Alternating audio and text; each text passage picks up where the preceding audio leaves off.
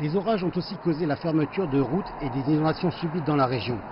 En dépit des pluies importantes, les autorités continuent à lutter contre des incendies qui ont causé la mort de 29 personnes depuis septembre dernier. Les feux de brousse ont détruit plus de 2500 habitations et ravagé une surface équivalente à près d'un tiers de la surface de l'Allemagne. Les groupes de sauvetage de la faune sauvage en Australie sont dépassés par le nombre d'animaux blessés et déplacés par les incendies ravageurs.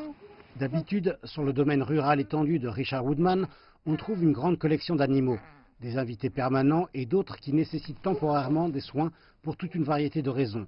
Mais dernièrement, la charge de travail est devenue trop lourde à cause d'un unique événement dévastateur.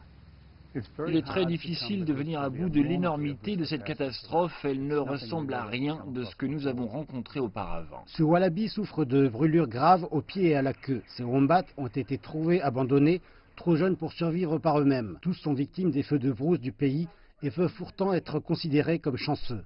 Ce qui est malheureux est que la plupart de la faune a été incinérée par l'incendie, simplement anéantie.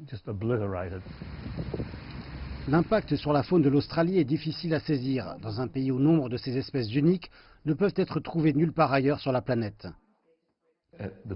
À ce moment, c'est largement au-delà d'1 milliard de mammifères, oiseaux et reptiles natifs.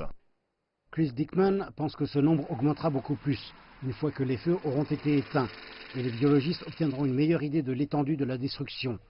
Des populations entières de koalas ont été touchées, et l'on pense que des espèces entières d'animaux ont simplement été éliminées. C'est très difficile, vous savez, lorsque vous revenez dans une zone boisée ou une forêt qui a été sévèrement brûlée, ce sera silencieux, ce sera noir. Rien ne s'y passera et cela demeurera silencieux et sombre dans les années à venir, en fonction de la quantité d'eau de pluie et de la sévérité de l'incendie. Le pire, c'est que vous savez ce qu'il y avait.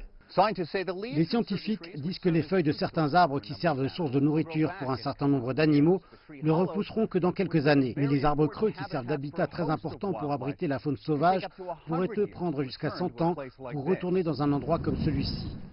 Pour les secouristes de la faune sauvage, l'impact est personnel.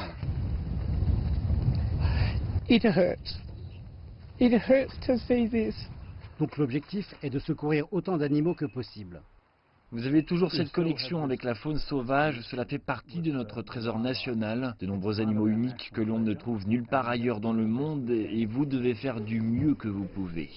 Il faut s'accrocher, dit Richard Woodman, à la faune qui peut être secourue.